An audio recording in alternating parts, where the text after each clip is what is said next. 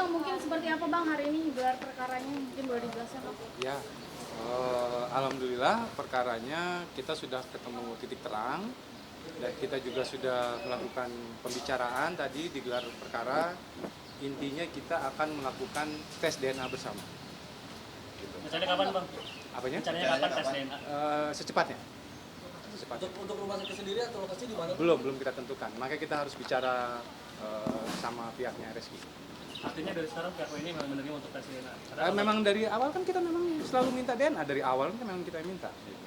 Tapi tadi ketemu kesepakatannya bahwa kedua belah pihak setuju untuk melakukan tes DNA. Oke Bang, pada akhirnya kedua belah pihak setuju nih. Mungkin angin segar lah Bang ya untuk mungkin pihak ini yang sudah Tambahin ya, Kak? menanti ya. Ini seperti apa sih? Mungkin tambahin sama Bang Ya. Rusdi aja. Tadi saya sempat berbicara secara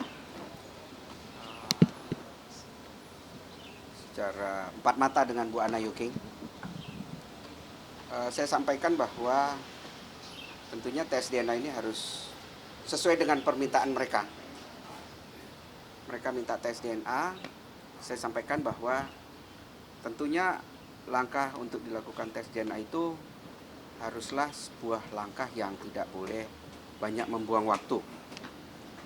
Saya sampaikan juga bahwa kami akan segera mencari dan menentukan rumah sakit mana. Ya, masih ada beberapa, apakah rumah sakit Bayangkara, rumah sakit Cipto, tapi yang jelas adalah rumah sakit negara.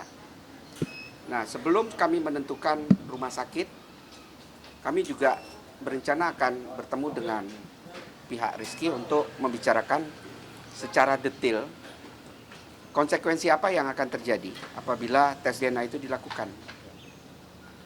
Artinya kalau umpamanya ini menghasilkan suatu hal yang positif, tentu pertanggungjawaban juga sudah harus dilakukan secara konkret. Nggak bisa kayak yang kemarin-kemarin, hanya mengatakan kita akan bertanggung jawab ini, bertanggung jawab ini, bertanggung jawab itu. Itu hal yang kemarin itu masih sebatas wacana lah menurutku.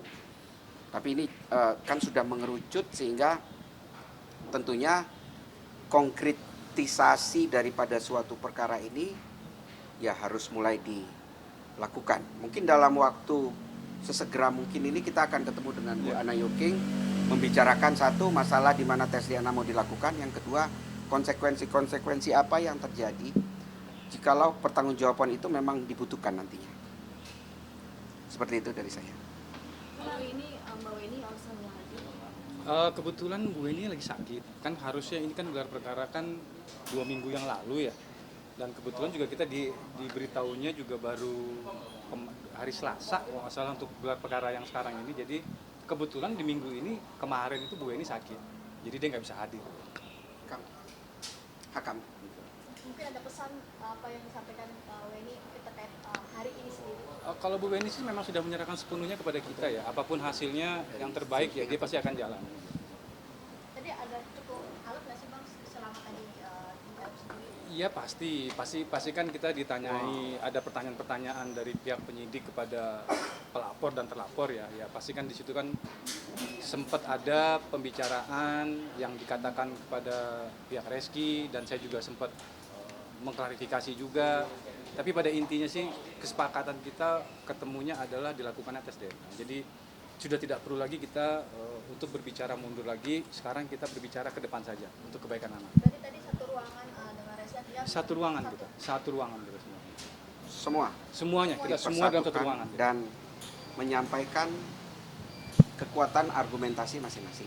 Misalkan terbukti mungkin dari WNI ada pengen apa gitu yang disampaikan. Nah iya, itu tadi yang dikatakan Bang Rusdi tadi, kita harus berbicara dulu poin-poinnya apa saja yang akan disepakati nanti apabila nanti hasil tes DNA-nya adalah identik.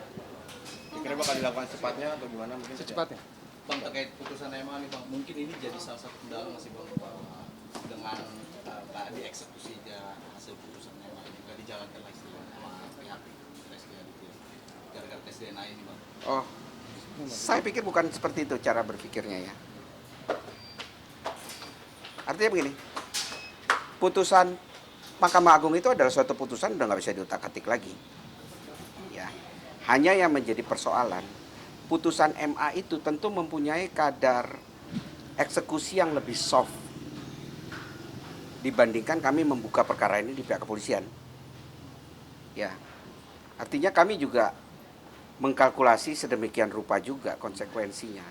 Toh juga putusan MA itu tentu sangat mendukung upaya kami untuk dibuka kembali perkara ini. Dibukanya perkara ini kembali, salah satu jalannya adalah bahwa kami mempunyai suatu putusan baru. Ya. Nah, tentunya menurut kami mana yang lebih efektif, yaitu yang akan kami lakukan. Sampai saat ini kami lebih memilih efektifnya itu lebih pada di laporan yang sudah dibuat, karena sudah berjalan ya, sudah diperiksa dan lain-lain sebagainya, tinggal dieksekusi aja juga. Intinya gitu. Jadi SP3 yang di sini belum putusan nama ini belum tentu bisa kembali membuka SP3 yang sudah di nama Polres Jakarta Selatan. Sudah pastilah Pak, karena kan alasan aku mengajukan bukanya perkara ini, buktinya putusan. Kalau putusan itu tidak dipandang, ya tentu juga tidak ada alasan untuk membuka ini. Jadi ya saya paham dalam kacamata teman yang di sebelah mengatakan bahwa mungkin putusan MA itu tidak mempunyai sesuatu hal yang penting. Namun harus diingat, semua putusan itu kan bersifatnya sebagai norma yang harus dipatuhi. Apapun itu, walaupun secara deklaratoirnya dia menyatakan bahwa itu adalah anak biologis, itu kan sudah menjawab hal yang besar yang menjadi perdebatan di hari-hari sebelumnya. Perdebatan di hari-hari sebelumnya itu kan masih bertanya soal ini benar nggak sih? Ini fitnah apa enggak sih? Gitu. Atau ini bohong apa jujur nggak sih? Gitu. Tapi dengan adanya putusan MA yang menyatakan bahwa ini adalah anak biologismu, maka menutup semua jalan orang yang mau bilang ini anakmu, oh kamu fitnah gitu, nggak boleh. Apa ini putusan? Kamu bohong, oh nggak benar ini. Gitu. Jadi menurutku itu juga hal yang harus dipenuhi dalam suatu proses berpikir yang lengkap. Gitu. Itu juga kan yang menjadi pemikiran di pihak kepolisian sini. Walaupun kita harus pahami juga bahwa untuk penegak hukum yang ada di sini pun terkait dengan perkara-perkara yang seperti Reski ini masih banyak mislingnya. Artinya mereka masih mencoba untuk mengkait-kaitkan kehadiran seorang anak itu haruslah didahului dengan suatu perkawinan. Nah itu sudah tidak relevan lagi sejak adanya putusan MK. Sudah tidak relevan. Tapi kasus ini kan lama banget bergulir sampai 2 tahun ya Bang. Lebih. Sebetulnya apa sih permasalahannya? Kan tadi dari pihak Reski bilang Kak Weni yang nggak mau tes DNA. Ini jadi lempar-lemparan. Kalau itu kan saya sudah berkali-kali saya jelaskan. Bahkan tadi di dalam pun saya jelaskan. Karena dari pihak Reski mengatakan bahwa mereka sudah 2 kali meminta tes DNA kepada pihak kita dan dikatakan pihak kita tidak mau. Makanya di situ saya jawab di depan penyidik bahwa pihak saya lah yang pertama kali meminta tes DNA. Pertama saya meminta DNA itu selama 7 bulan sebelum saya masuk ke pengadilan. Sebelum saya gugat, saya ada kasih waktu 7 bulan kepada pihak Reski untuk melakukan tes DNA, tapi tidak dilakukan. Pada saat di persidangan pun yang hampir memakan waktu 8 bulan, itu pun saya juga minta tes DNA, tapi juga tidak mau mereka. Berarti saya ada 7 bulan plus 8 bulan, saya Sama laporan polisi. Sama laporan polisi, saya meminta tes DNA semua itu. Tapi kan tidak ada jawaban dari mereka bahwa mereka tidak mau. Karena belum ada putusan. Karena belum ada putusan. Tapi setelah putusan pengadilan tinggi keluar yang menyatakan Reski adalah ayah biologisnya, disitulah pihak mereka mulai meminta untuk dilakukan tes DNA. Nah, dari saat itu juga lah seakan-akan pihak kita inilah yang tidak mau tes DNA. Mungkin mereka lupa bahwa kita sudah meminta 7 bulan plus 8 bulan meminta tes DNA tapi tidak digubris. Jadi batasannya itu kami meminta tes DNA sebelum ada putusan. Betul. Mereka meminta tes DNA setelah ada putusan. Itu bedanya ya. Kami meminta tes DNA sebelum ada jawaban. Artinya apa kami meminta? Supaya ada jawaban. Tapi mereka meminta tes DNA itu setelah ada jawaban. Artinya apa? Kenapa mereka meminta itu supaya setelah ada jawaban? Karena mereka masih meragukan putusan itu. Artinya yang pertama kali minta tes DNA itu dari pihak WNI bukan dari Ya kami lah, Iya, kan kami pihak yang kita berkepentingan. lah. Kan kita dari awal. Makanya saya bilang tadi 7 bulan saya kasih waktu sebelum saya gugat. Kan di dalam suatu proses hukum itu, siapa yang berkepentingan, dia yang mengambil tindakan. Nah ini kan yang berkepentingan kami, makanya yang berkepentingan membuktikan juga kami. Tapi karena ini berkaitan dengan tes DNA, tidak bisa hanya bukti itu dari kami. Kami meminta sebagiannya lagi dari dia. Nah sebagiannya itu yang tidak pernah diberikan. Sehingga tes DNA itu tidak pernah lengkap. Saya ulangi lagi, kami sudah meminta itu sampai sebelum putusan itu mempunyai kekuatan hukum. Artinya kami minta itu karena kami pengen jawaban. Mereka tidak pernah beri.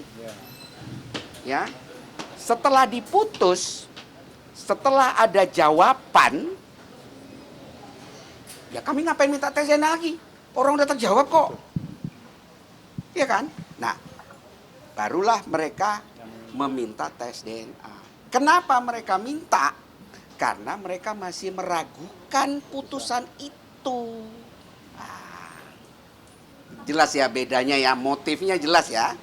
Jadi bukan soal rebut-rebutan mau tes DNA, bukan. Lihat dari batasnya. Makanya sejak putusan Mahkamah Agung, kami udah nggak pernah minta tes DNA lagi. Udah terjawab. Nah mereka yang minta, ayo dong kapan tes DNA, kita kan secara sukarela kita gini.